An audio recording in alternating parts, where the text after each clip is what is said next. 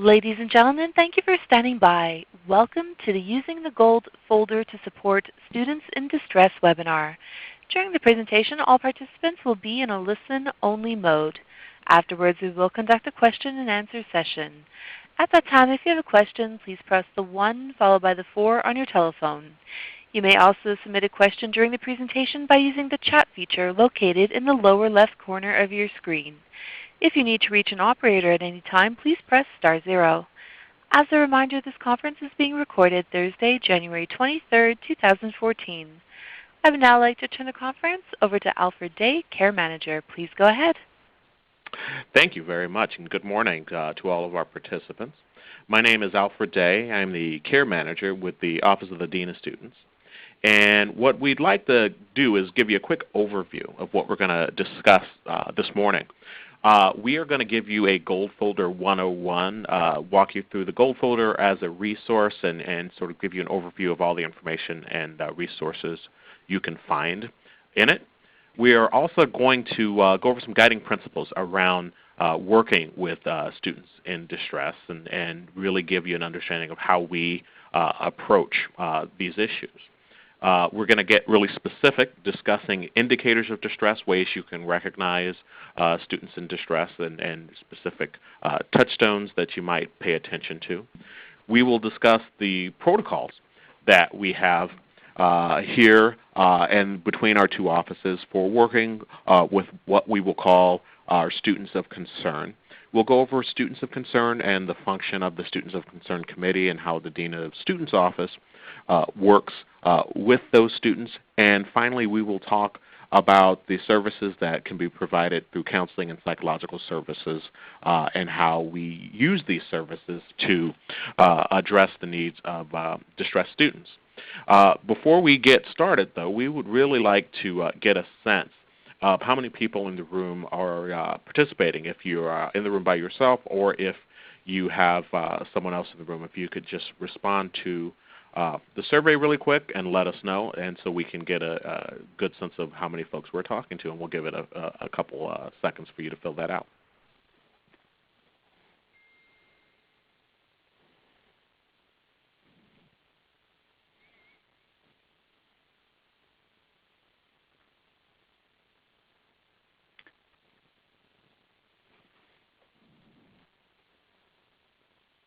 Okay, I think I'm going to move on. So my name is Cohn. Thank you all for being part of this today. I'm a psychologist with Counseling and Psychological Services, and I'm also, at least through June, our Cal Mesa Grant Coordinator on campus. Couple things before I go through some of the stuff on the slides is that one of the things I always really like to acknowledge in technical terms the weirdness of a webinar, because one of the things that it doesn't do, Al and I have presented on this topic a number of times around campus, and one of the things that happens in the webinar is you get the content, but I think you don't get to see how engaged we are in this topic and how much we really want to find ways that as a campus community we can work together. And so, you don't get the body language. We also then don't get to kind of see your expressions and reactions. And sometimes that's the challenge of the webinar, but I just like to kind of to call it out. And I hope you can at least see us as two folks who are really engaged in this discussion. The second is that whenever we kind of use the word distress, disruptive, mental health, there are always reactions because we all walk into the room, whether me as a counselor, Al as the care manager, or you as a faculty, with our own experiences, with our own histories around what we believe mental health is all about, our values, so on and so forth, and our own experiences within the classroom. So it may be that some of you have had experiences that were really difficult, that caused you anxiety, and that you feel the campus did not handle well. Some may have ones that you feel handled very well. But we want to, at least for now, take a deep breath and just allow to hear this information, allow to think about it in more of kind of a concrete terms, and know that you may have reactions given those histories, but try to take a deep breath and just kind of hear what's happening with this particular presentation. I think it'll be more productive. But acknowledging that those other experiences are there. So So what is the gold folder? I have to at least, I'm a bit of the long-winded on this, but I have to at least give you some background that this Cal Mesa grant, Cal Mesa stands for the California Mental Health Services Authority, which came out of Prop 63, past number of years ago, which was the millionaire's tax, where money would be taken for mental health to work on suicide prevention and stigma reduction. And the California Mental Health Services Authority was created to kind of divvy up that money. Well, about 3 years ago, all 10 campuses through the Office of the President said, there's things we need to be doing on our campus to help promote wellness, do suicide prevention work, try to get students who need support into the right support systems. And one of the things they did was they created the gold folder.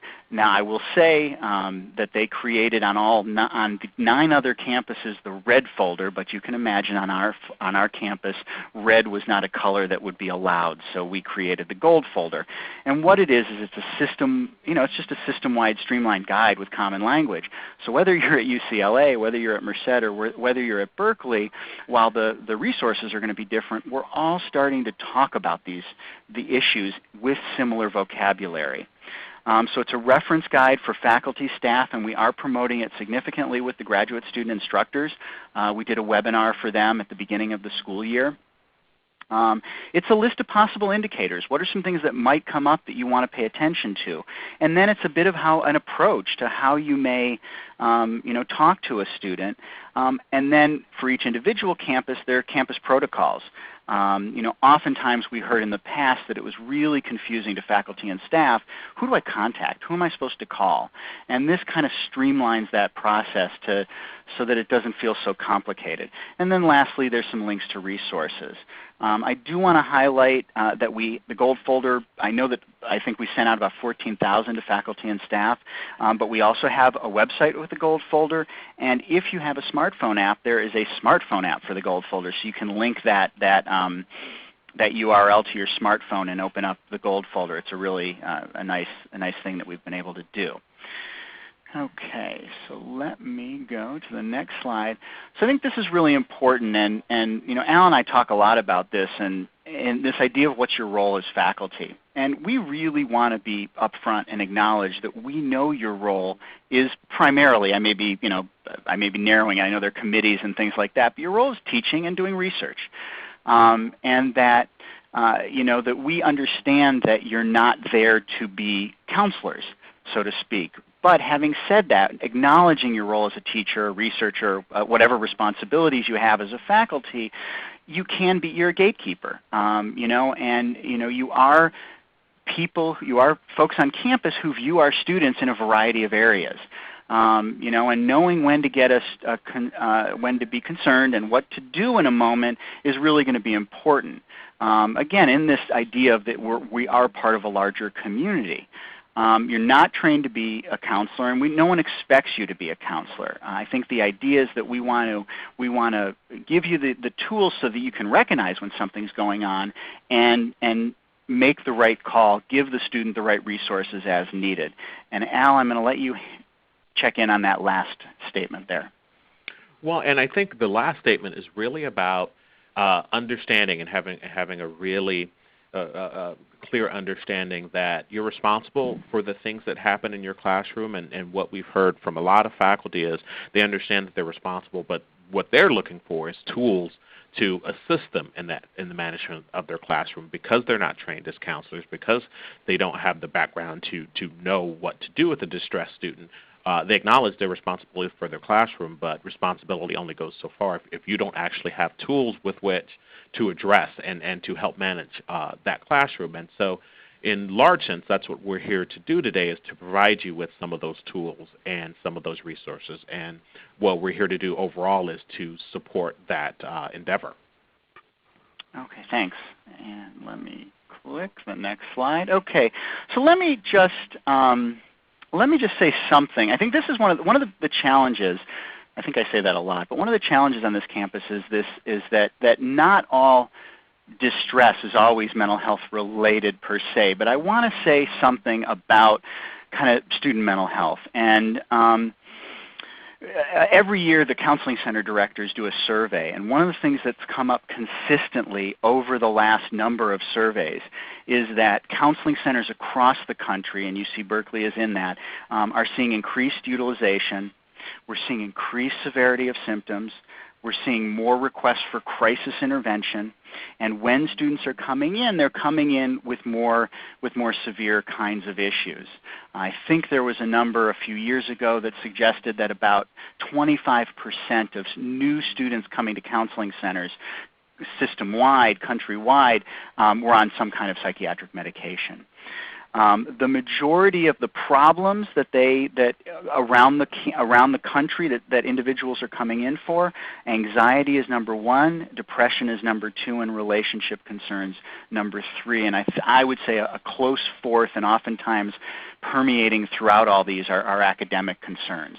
And that is the same at UC Berkeley as it is cross country.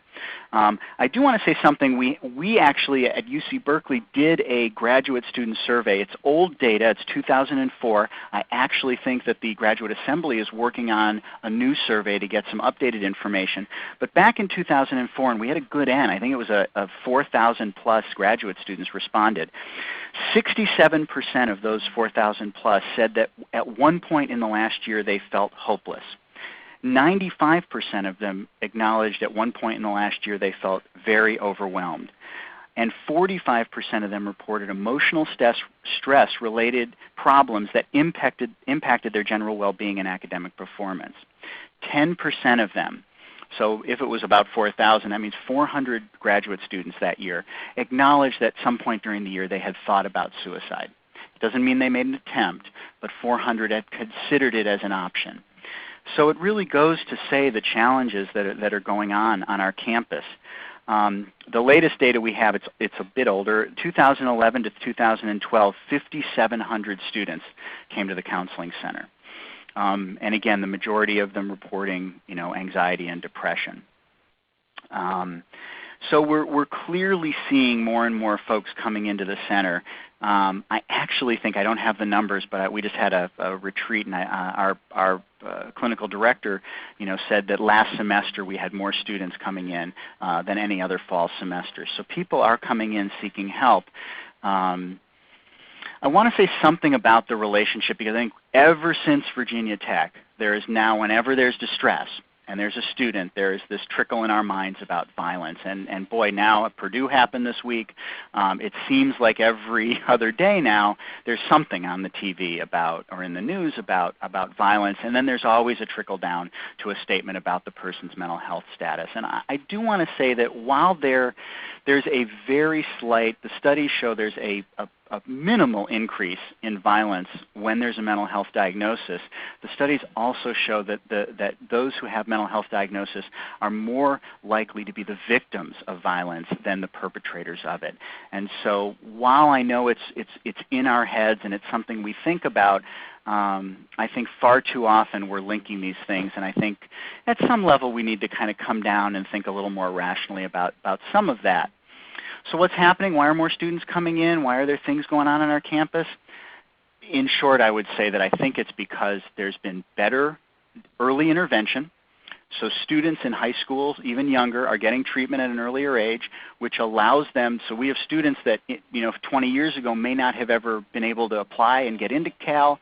Now they're able to do that, and continue with treatment, I think there are many students who have their first break, have their first set of symptoms while they're in school, and they're more likely to get support. They're more likely, if they drop out, to get support and then come back, or get support and be able to stay. And so I think that's why our numbers are higher, is because in some level there's earlier detection and more support available. Okay, next slide. Al, I think it's you. Yeah. So one of the things that we want to do is to really sort of start with guiding principles and give you a sense how to help. We understand that it's easy to sort of get an idea during a webinar of how to deal with this, but when you have a situation right in front of you, you may not remember, because you're dealing with the situation, all the sort of details of protocols and procedures. And so what we really want to do is go over just some generalized guiding principles that if you work within sort of the framework of this are going to guide you in the right direction. So the first thing we really want to talk about is an idea around starting with compassion, moving to action, and resulting in change. Ultimately, that is going to lead you in the right direction. Understanding that students in distress are really deserving of your compassion, that even if they aren't 100% aware that in the moment that they are struggling, and the reason students come forward is because they are struggling, and that will lead us to appropriate action and result in change. One of the things that's important to keep in mind is safety first. There is no expectation that any of us put ourselves in harm's way. Oftentimes, I'll get a report into the Students of Concern Committee about a student who had some pretty distressing behavior in class that could potentially have created harm to the faculty member or other members of that environment. And their result was to send a report to me after the fact. It's important to know safety is a priority, and if you're in a situation that requires a more immediate response, then the UCPD is appropriate to call. And we're going to talk more in detail about their role, but compassion should not preclude folks from seeing to their own safety. Listening is critical. We work in an environment in which the more detail we have, the more we are able to craft an appropriate response to a student in distress.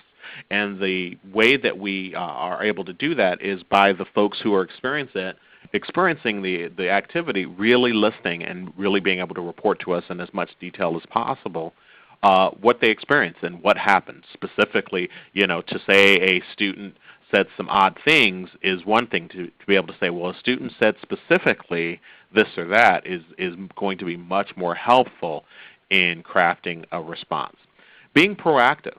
Oftentimes we will have folks who have been concerned about a student's behavior for a long time, and it's not until the student's behavior crosses a line that they actually reach out and seek assistance.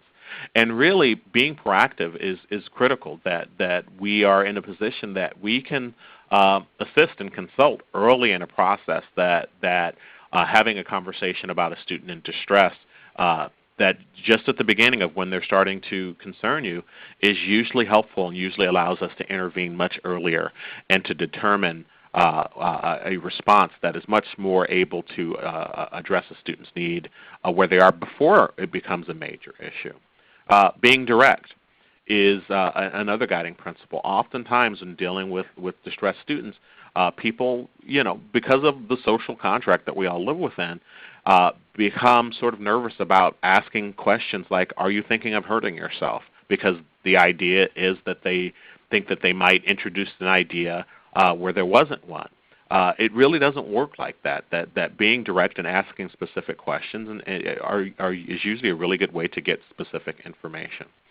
The follow-through, quite honestly, and this involves all of us, that information should have, once we get information, something needs to be done with that information. That simply knowing that a student is having some distress isn't the end of the process. That it's not simply a fact of notifying, but it's a fact of creating an intervention that actually assists the student and making sure that those things happen, that the I's are dotted and the T's are crossed. And one of the final guiding principles we like to talk about is consultation, that it is incredibly difficult to determine an appropriate response to a distressed student by yourself. That by consulting with our offices and consulting with the experts in the area, the more minds on a student issue, the more successful the intervention potentially is. And that one of the big things that we are here to do is consult and to provide some insight and provide the ability to take a look at a problem from outside of being the person who has experienced that problem directly. So let's go ahead and move on to the next slide.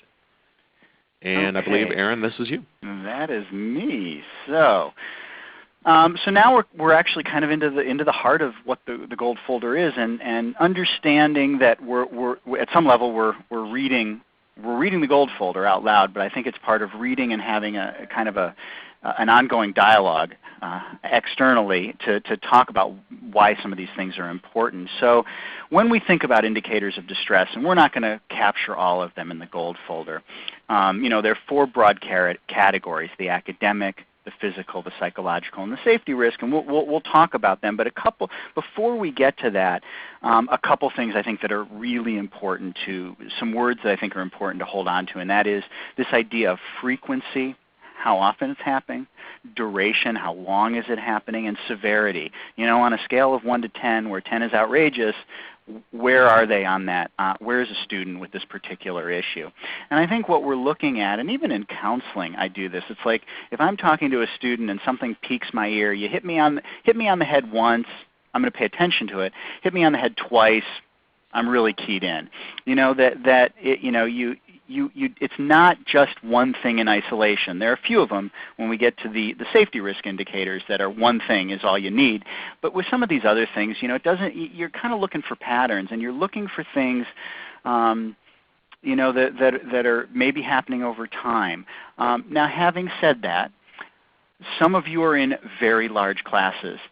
I think it's going to be much easier for faculty who are in smaller classes, this is where GSIs I think sometimes come in, to pick up on these things. I had a professor once say to me, well, I'm in a 500 class lecture. Why would I be looking at that particular indicator? And then the thought is you wouldn't be, and that's okay. We're just giving a broad swath of what they may look like, and we understand that size of the class matters. Some of these things may come up in office hours. Some of these things may come up in email per se. And so, and we don't want you to be a detective.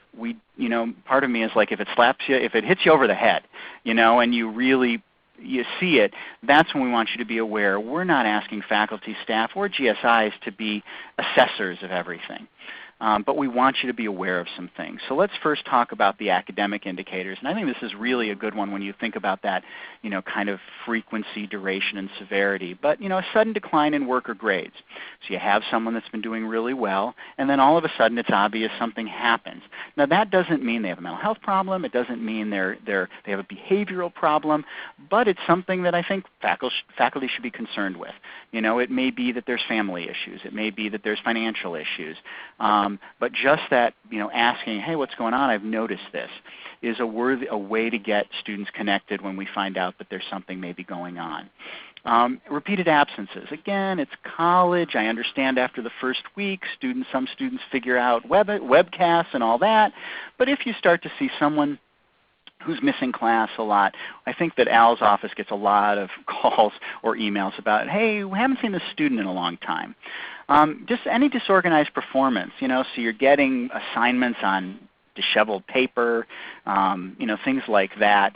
Multiple requests for extensions. Now, everyone's going to have their stories, but when you're kind of getting those ongoing repeated requests, it's a worthy time to say, hey, what's going on?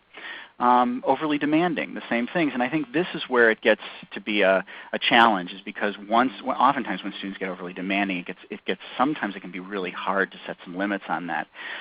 Any bizarre content. So I don't know who's on my line here, but you're a history professor, and you're getting American history professor, and you're getting some quantum physics paper, or something that's just not making sense. And then also I think this is a big key, is you find yourself doing more personal than academic support. So students are coming to your drop-in hours, and they're taking up significant amount of time talking about their personal issues.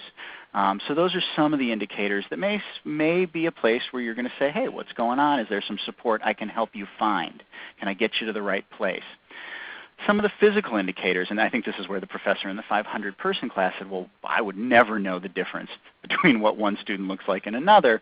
And again, my thought is, I understand that 500 students, you're not supposed to scan and know what they all wear. But if you ever noticed it, if someone came into your drop-in hours and you noticed that for a while they'd been sitting in the front row, in khakis and a polo, and then all of a sudden they're in goth, I thought I once saw you this way.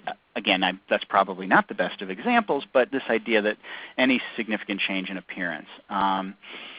Any excessive fatigue or sleep disturbance. Now, we're talking about college students, so I understand that sleep is not always put on the top of the list. But if you're seeing someone constantly sleeping in your class or can barely stay awake during an office hour, that's something to check in with them on. Again, you're not going to be doing any counseling, you're just checking in with them. By all means, we have had students come to class drunk or smelling like alcohol. Hangovers. Sometimes you can or cannot tell that's going on. We're not saying you have to be a detective, but if it's noticeable, it's worth checking in on. Any disorientation. Any garbled, tangential, slurred speech. You can't, someone comes and talks to you, you can't quite understand what they're saying.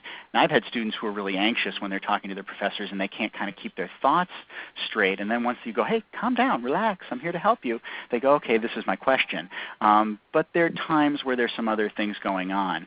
And any delusions, and delusions is the fancy word for false beliefs, so we have had faculty say to us, the student came in for help with their history assignment and let me know that the police were out to get them and they were having trouble finishing the assignment. So is that, maybe it's true, but is there something else going on? Can you connect them to the right place? So those are some of the physical indicators.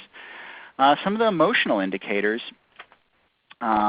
Any self-disclosure of personal distress. And this is where they're going to come in and say, hey, listen, I had trouble with an assignment.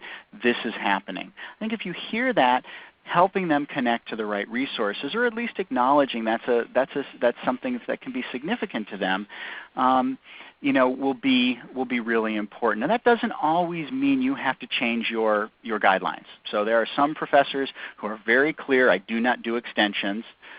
Period. It doesn't always mean that we're saying if there's something going on, you have to change all the rules of your classroom, but I think it's important to kind of consider the overall health of the student and where do you get them to.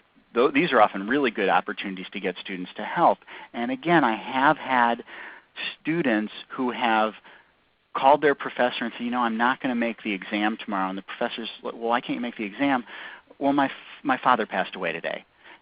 And they're almost more worried about missing the exam. I think some of it can be shock. But, in these kinds of situations, and when they get directed to the counseling center, I always say, you know what, forget about your classes, go home, do what you need to do, and when you get back, we will figure out how we're going to deal with this.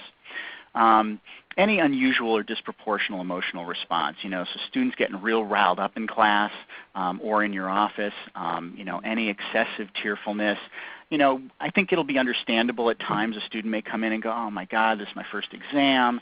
I was a valedictorian and now I'm at Cal and I got a B minus or a C or I even failed, and they start to cry. There are going to be times where that's uncomfortable for you as a faculty, but it may be somewhat normal. This is a big change for them. But if it's uncontrollable crying, kind of being able to identify and say, hey, let's get you to the support you need. Any irritability, unusual apathy. Again, those things may or may not come out in a larger class or even in a smaller class, but if you notice them, there's something to pay attention to. Verbal abuse sometimes I think verbal abuse should be under the safety. That should be not tolerated at all. So healthy argument, healthy debate is fine in a class, but verbal abuse is intolerable on this campus. And so that's something to try to raise your eyebrows. And this is another one. When students call me at the counseling center and say, I'm worried about another student, that's big because they have a higher tolerance than we do. And when when one of their friends creates concern around them, that's something to really pay attention to. And again, we're not asking you, I'm saying this too many times, we're not asking you to be the fixer of it, but to be able to know what resources are available to the students is really important. Okay, some safety risk indicators. These are things that I almost always believe at some level the police should be called. Any unprovoked anger or hostility. You should not have to, if a student picks up a chair and throws it across the room, class over, we need to stop and do something. We need to get everybody safe in this situation. Any implied or direct threats for self or others. Now, we're not going to, Al had a nice statement earlier saying, you should be able to say, hey, are you thinking of killing yourself? I do an entire hour-long training, hour to hour and a half training on campus called QPR, Question, Persuade, Refer. So today we're not going to teach you how to look for suicide and how to assess for suicide, but I will say it's reasonable to have some questions in your head. It's reasonable to be able to say to a student, have you ever thought about not wanting to live? So that, or have you ever thought about killing yourself? Sometimes the have you ever thought about not wanting to live is a softer way. It's more comfortable for the faculty, the staff to kind of start the conversation. But it's reasonable for you to be able to ask those questions, not because you're going to do the treatment, but because the more information when you call and say, I'm worried about a student, this is what they're saying. They're saying they've thought about killing themselves and they have pills at home. That's more important. That's important information, and it's different information than they told me they wanted to kill themselves, but they said they would never do it. It's just a fantasy, and they have a therapist.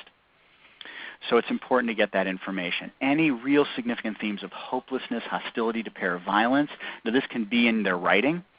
Now I often say in today's world, Quentin Tarantino would not have done well in college, but it's reasonable when we see real violent writing to at least ask, put it in context and then ask the student.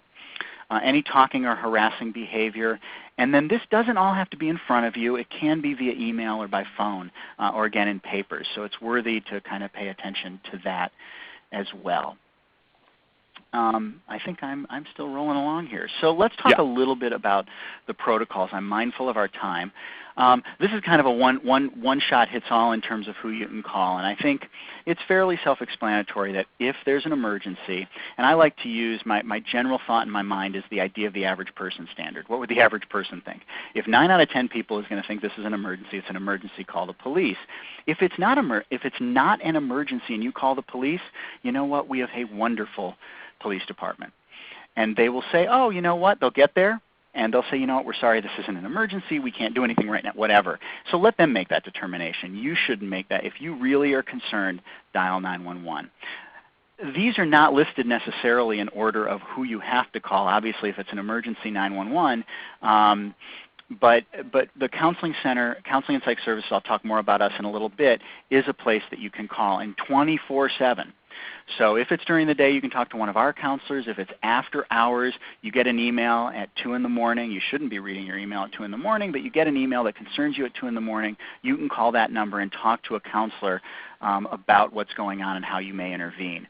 Al's going to talk in a little bit about the Students of Concern Committee, the web, and the phone number. And then I put these two on here. They're not on the gold folder, but I think they're unbelievably important. And that is, you must talk to a supervisor. Who's the head of the department? Who's your supervisor? Talk to a colleague. No information should be held within your head. It's always better to talk to someone about these things. The undergraduate and graduate advisors on this campus are unbelievable wealths of information.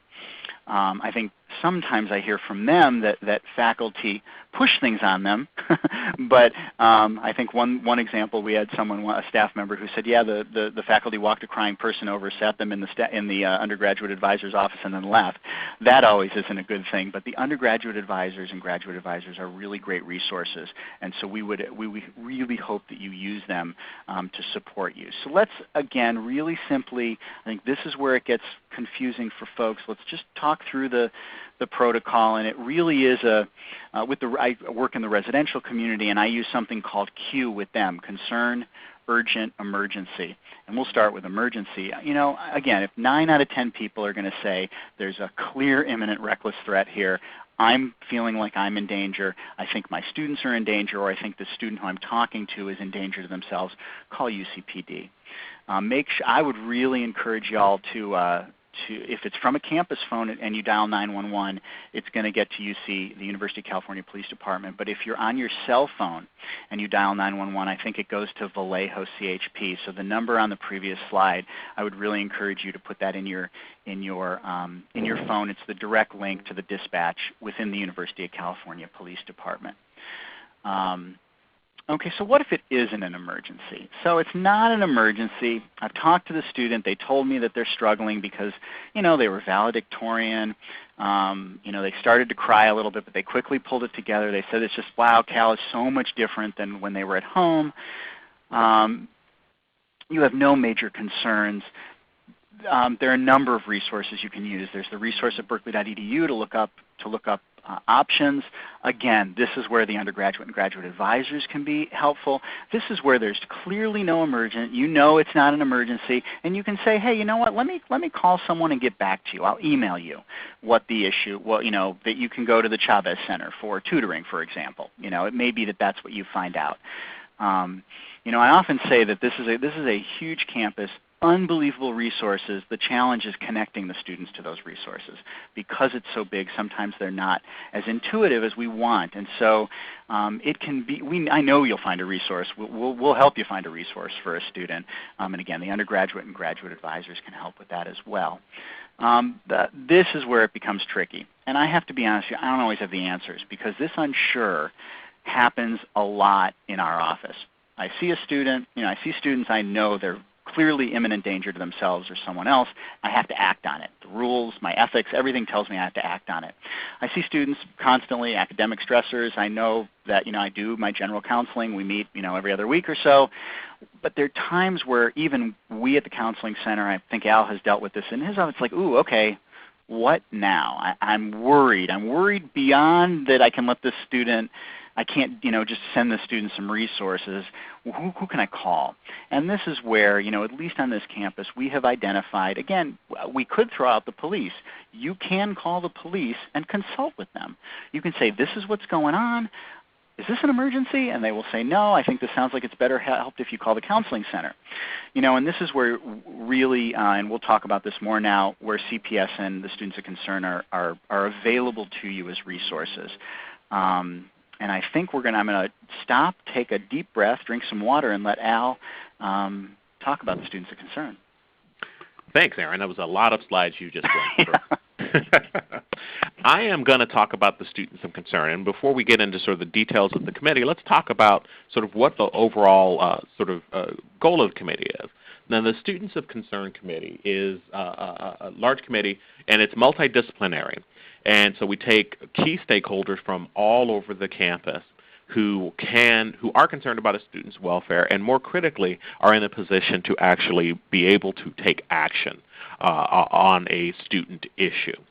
What we can do is we can share information between and across departments and coordinate within the committee to develop an intervention plan and offer support to a student directly or to the community to be able to really ensure the safety of the campus and ensure that the student is getting the support that they need. The committee meets once a week, organized by the Dean of Students Office.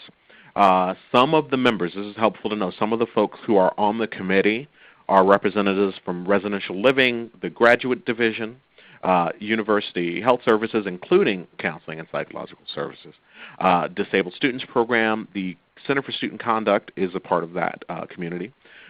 Letters and Sciences are there, the UC Police Department, and the International Office. In addition to these offices, the committee reserves a right to call sort of other critical members of the campus community if needed for any sort of specific student issue.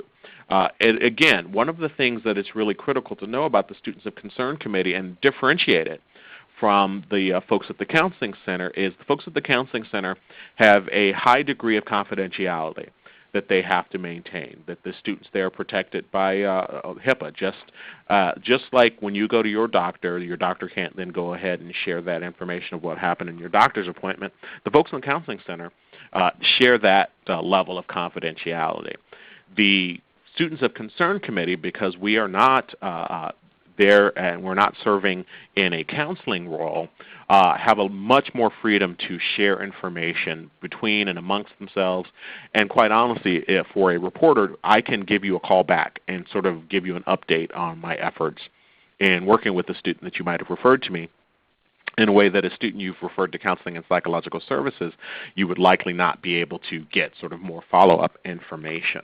And so that's one of the critical differences, is the ability to really coordinate and share information. When should you refer a student to the Students of Concern Committee? Erin spent a lot of time talking about indicators of a distressed student. And so that is a lot of the tools that you'll use to determine if you want to refer a student to the Students of Concern Committee. But specifically, you want to refer someone to us if students distressed or erratic in their behavior, if you're uncertain if there's mental health issues, but you just have a feeling that the student needs some assistance. When you're getting stuck in managing a disruptive student, oftentimes folks who have a really ability to manage their classroom have been managing a student issue and are starting to get stuck because all of the tools that they have and all the things that they've been trying to do just are not working. Also, when consultation with counseling and psychological services isn't enough. Again, counseling and psychological services has a confidentiality that they have to maintain, whereas our office can share information and really talk in depth with you about what's going on with the student and what we've done or what we plan to do. How do you refer to a student? If you are having a GSI refer, we want to make sure that the GSIs are consulting with their faculty advisor. We don't want faculty to be surprised when the GSI is referring a student and the faculty didn't even know there was an issue. So we want the GSIs to consult with their faculty advisor. We want to make sure that with the support of the instructor, people are submitting reports using the secure online form. The online form we have, and we've already given you the URL. We'll give it to you again. The online form really marries itself with a lot of other tools we have and really allows us to gather a lot of information about a student very quickly. And so we really prefer that folks use that secure online form to refer students to the committee so that we can quickly get as much information as possible.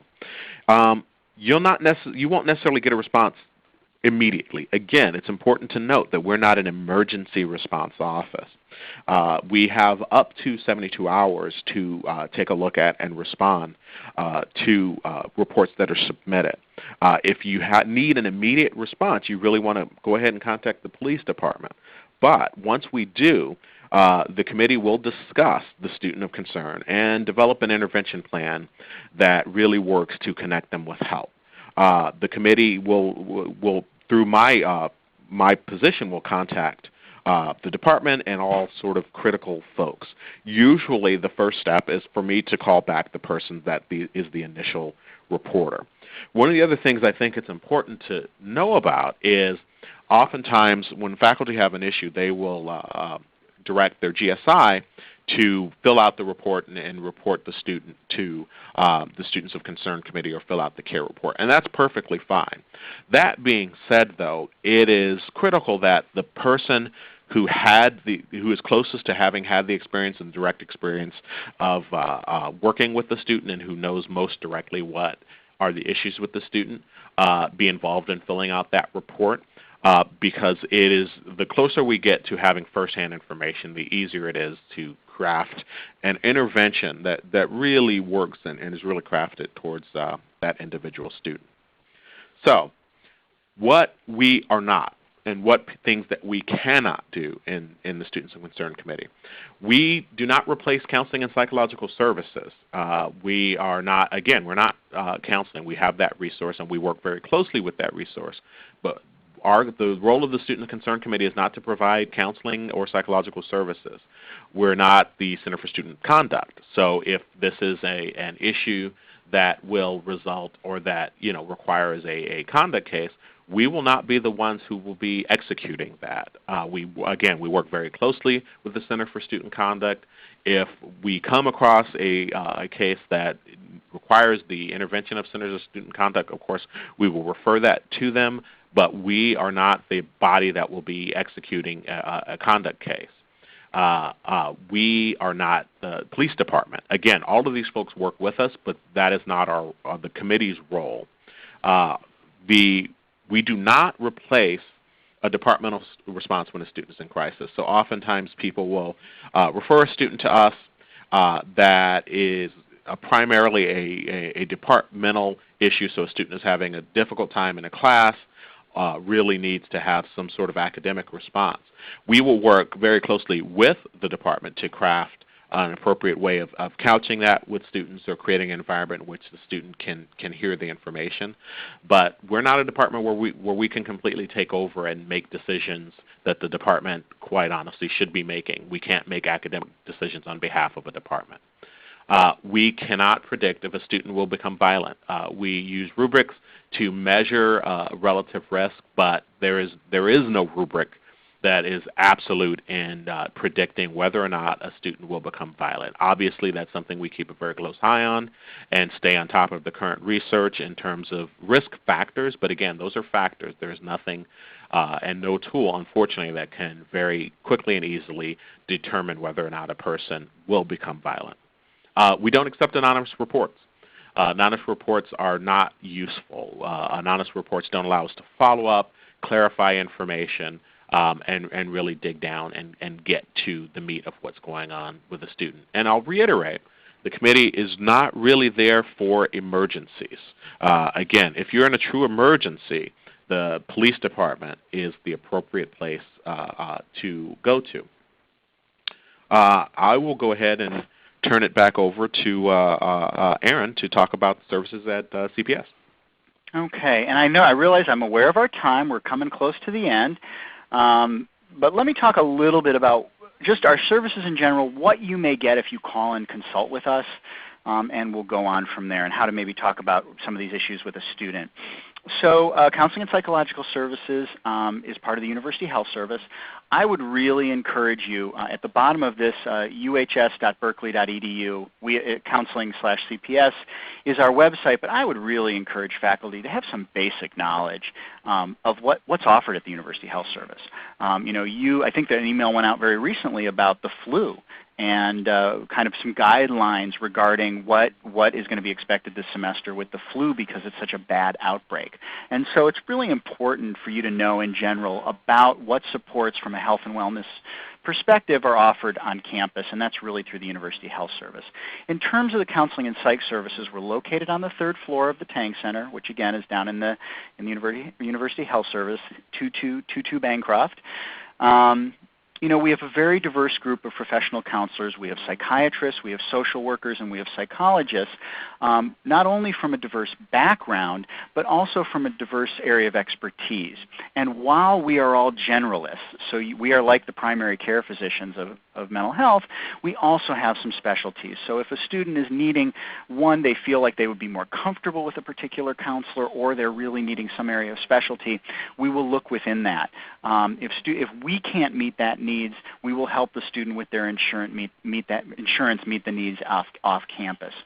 In our center, students can either call to schedule an appointment or walk in the door. They will be, if they call or if they walk in the door, they'll be asked if it's urgent. Is this an emergency? If it's an emergency and it's on the phone, they'll please walk down to the counseling center. If they're in our office and they say it's an emergency, they'll be seen by one of our urgent drop-in counselors. If they say it's not an emergency, they'll be given two options. One, not that you have to remember this, but I think it's important to kind of hear the system. They will be offered either a phone triage appointment, which is a short 15-minute appointment to gather information and help the counselor make a decision on how to recommend what options would be available for a student, or if they're standing in our office, they can do that short 15-minute appointment face-to-face with a counselor. SHIP is not required to see a counselor. We're one of the few services at the Tang Center that has no fee associated with it. Our first 5 sessions are free. Now we do tend to work on a short-term model. So if students are needing longer-term, more intensive support, we're helping them use their insurance and get off campus. But we at least can do some good assessments. Our hours are here for the urgent drop-ins. What I want to focus on more on this is actually, I forgot to put on the slide, which is what happens when you call. So if you call during the day and you have concern about a student, you'll likely get our one of our administrative assistants who they're going to say, is this an emergency? Do you really need to talk to someone immediately? If you're really worried, a student's sitting in your office, say yes, and they will find a counselor. If it's no, they likely will take a message, and within a couple hours a counselor will get back to you.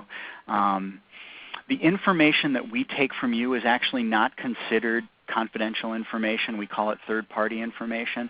And so know that if you have any concerns about giving a student's name or even your name, it can be done anonymously. I have had faculty say to me, right now I'm uncomfortable, but this is what the student's presenting. What would you recommend that I do? And we talk about it. Like Al said, the confidentiality piece, confidentiality is key. If students ever felt like we were communicating with anyone else on this campus about them, our credibility, not only would we be breaking the law and our ethical code, but our credibility would be done. And so it's really important that we can absorb information, but we will not give you information about a particular student. And so it's just important that you really understand that and hopefully respect that. Having said that, we can collect information. If a student's one of our students seeing a counselor, we'll provide that to the counselor so they can use that to try to help the student. We'll work with you to think about a plan. If the student's sitting in your office, can we get them down to the counseling center for our urgent drop-ins? What other resources are available? If it's ever an urgent concern, we likely will say to you, when this is all over and we've dealt with it, why don't you submit a care report?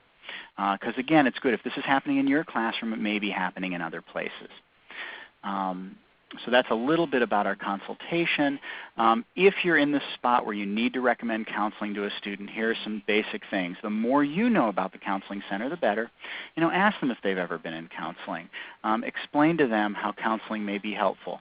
That this is a place where you can go. It's your space. Many of our students have a lot of negative stigma for counseling, whether it be international students or students who are coming from cultures that doesn't value counseling. I think then a lot of times I will say, that we have advisors. We have advisors, counselors that can help problem solve down at the counseling center. So there are other ways. You don't always have to say mental health. You don't always have to say counseling. I do a lot of problem solving, a lot of using the word advisor, things like that, especially around academic issues. So someone may not be able to acknowledge that they're depressed, but they may be able to say, well, I'm not doing as well academically as I want. Well, some of our counselors can really help with that. Providing information, stressing the confidentiality of CPS. There are some times where I have students who say, hey, my faculty said they've been in counseling, they loved it, and so I've come down. So really normalizing it. You don't have to tell people that you've been in counseling, but if you have and you feel it would be helpful, then I think that's okay. Talk about the diversity of our staff, both in our content training and our backgrounds. You should expect some resistance. And if you're concerned, you can walk a student down to the counseling center. Happens almost every day, at least weekly. We have faculty, staff, advisors walking students down. And make sure you follow up. While we're not going to be able to tell you what's going on, you can email the student and say, hey, we walked down to the counseling center yesterday. Just want to make sure it was an okay experience. So I'm aware of our time. I don't know if we have time for one question. I also do want to just point you to... Oh, no, Al has something to say. I do apologize. Well, just real quick, in the interest of time, just some points to remember. You're the authority in class, so don't back down from really taking charge. Students will take your recommendations. Oftentimes we assume that students don't care what we say. They do. You're absolutely in a place to make a difference. And you might be in a position to see something that others haven't. So don't discount your ability to be the one who sees something. You're part of a larger community. Again, work with us if you're struggling or if you have an instance. And just really, we hope that this is helpful in you in working with students who are in distress. But if we do have, we may have time for one quick question if anyone has one. Well, I also did want to throw out that we do have a guide coming out, a thicker, bigger book on working with students in distress that's really going to be an unbelievable amount of resources so that you'll have it. I think departments are going to have them. We're going to have it online as well. So while the gold folder is kind of the teaser and the basics, we are within hopefully 6 months by fall semester going to have a much more comprehensive list of things for you to have in your back pocket. And I'm going to say something about the next slide, if you can. whether it be via your phone or via the link down below, the faculty and staff link. Go on for the grant purposes. We are wanting to do evaluation. So after this is over, if you could do that. And I will stop. So I will say if you have any questions that we haven't answered, the counseling center number is there. I'm the only Aaron in the counseling center. If you call there and want to ask me a question, just they'll forward you my way. I'm assuming Al is the same in that regard. Absolutely. Ladies and gentlemen, if you would like to register for a question over the phone, please press the 1 followed by the 4. You'll hear a 3-tone prompt to acknowledge your request. If your question has been answered and you would like to withdraw your registration, please press the 1 followed by the 3. You may also submit a question using the chat feature located in the lower left corner of your screen. Again, for a phone question, please press the 1 followed by the 4. One moment, please, for the first question.